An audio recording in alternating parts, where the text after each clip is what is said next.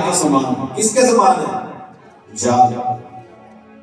जब एक मछुआरा जब मछलियां पकड़ने जाता है तो क्या लेके जाता है अपने साथ? है? क्या लेके जाता है? रोटी। अगर उसे मछलियां पकड़नी है तो क्या लेके जाएगा? जाल लेके जाएगा। लेकिन स्वर्ग का राज्य बड़े जाल के समान है जो समुद्र में क्या किया गया? डाला गया। जाल क्या है? परमेश्वर अपने वचन के द्वारा, उदाहरणों के द्वारा बात करता है। जाल क्या है? परमेश्वर का वचन। उदाहरण दे रहे हैं कि जब एक जाल मछलियां पकड़ने मछुआरा जाता है तो क्या डालता है नदी में, समुद्र में? जाल डालता है। जब जाल डालते हैं तो उसमें बहुत सी अलग अलग प्रकार की मछलियां समेट लाता है जाल और उसको किनारे पे लेके आता है। अच्छी अच्छी मछलियों को तो बर्तन में इकट्ठा कर लेता है। जो छोटी छोटी मुर्दा सी मछलियां होती हैं, मरी मरी मछलियां, उनको क्या करता है? निकम्मी मछलियों को फेंक देता है। ये परमेश्वर ने उदाहरण दिया जाल फेंकने वाले का और मछलियों का। परमेश्वर का वचन में लिखा है जाल जो है परमेश्वर का क्या है? वचन है। जो दुनिया में क्या किया जा रहा है? सारे संसार में परमेश्वर का वचन बांटा जा रहा है। जब जाल इकट्ठा किया जाएगा, जब ये वचन बांटा जा रहा है, जब लोगों को इकट्ठा किया जाएगा, वचन में लिखा है, कहता है अच्छी अच्छी मछलियों को तो वो इकट्ठा कर लेंगे अपने पास और निकम्मी निकम्मी को क्या कर देंगे? फेंक देंगे।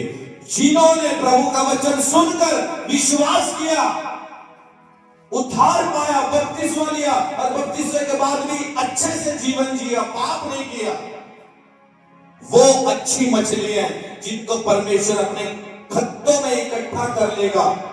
और वो मछलियां जो चर्च में तो आती थी, वो विश्वासी जिन्होंने विश्वास तो किया या वो विश्वासी जिन्होंने सुनकर विश्वास नहीं किया, निकम्मी मछलियां। संगति में आते थे, अच्छे 2 घंटे बढ़िया बैठते थे, 4 घंटे बढ़िया, लेकिन घर में जाकर वही दारू, वही नशा, वही व्यभिचार, वही पाप, वही ठगी, वही चोरी, वही 2 नंबर के काम। कहता है वो निकम्मी मछलियां हैं। वो क्या कर दी जाएंगी? फेंक दी जाएंगी। जाल क्या है? परमेश्वर का वचन है जो अब तक पहुंच चुका है। जब परमेश्वर न्याय करेगा तो सारी जाति के लोगों को इकट्ठा करेगा। सभी लोगों को जिनको प्रभु का वचन पहुंचा, इकट्ठे होंगे एक स्थान में। स्कैनर लगाया जाएगा, मेरे ऊपर भी लगेगा।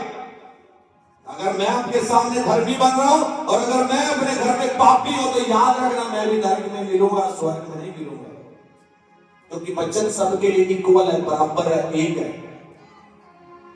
वो सबको एक ही सोटी से हाँकता है। मुझे ज्यादा दिया गया, मुझसे वो ज्यादा लेगा। पता है, मुझे तुम्हारी जिम्मेवारी दी गई है और मुझसे वो इस जिम्मेवारी का मुझसे वो ज्यादा लेखा लेगा। इसीलिए हम आपको कड़ाई के साथ वचन सिखाते हैं। हमें नहीं होता अरे ये तो चर्च में बहुत बीज बोता है, बहुत पैसा बोता है, इसको कुछ नहीं कहना। यहां सबके लिए खरा वचन है। पापों को छोड़ो, मन फिराओ, प्रभु में लौट आओ। पावे ज्यादा बोने वाला है, पावे थोड़ा बोने वाला है।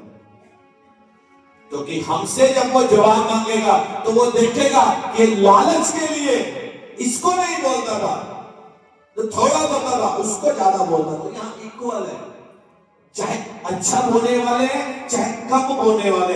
याद रखना वहां परमेश्वर सबका लेखा लेगा। आप जो खुदा की सेवा में ज्यादा बोले, इसका प्रतिफल भी परमेश्वर यहां भी देगा और जो स्वर्ग में आप धन जोड़ रहे हो वहां भी देगा। लेकिन अगर आप साथ में पाप कर रहे होंगे तो आपका पैसा आपको बचा नहीं पाएगा। याद आपका बोया गया बीज, दसवांश आपको बचा नहीं पाएगा। क्योंकि जब आप बोते हो उसके द्वारा आप संसारिक आशीषों को पाते हो, बरकतों को पाते हो सकता है आपके पास एक घर हो, जब आप बोते हो आपके पास 2 है। हो सकता है आपके पास एक भी प्लाट नहीं हो, जब खुदा के लिए बोए खुदा आपको खुद का प्लाट दे दे, खुद का घर दे दे, अच्छा घर दे दे। ये परमेश्वर करता है। लेकिन याद रखें, पैसा के द्वारा स्वर्ग में पहुंच जाओगे, इस भलेखे में मत रहना। हालेलुया। हो के तुझसे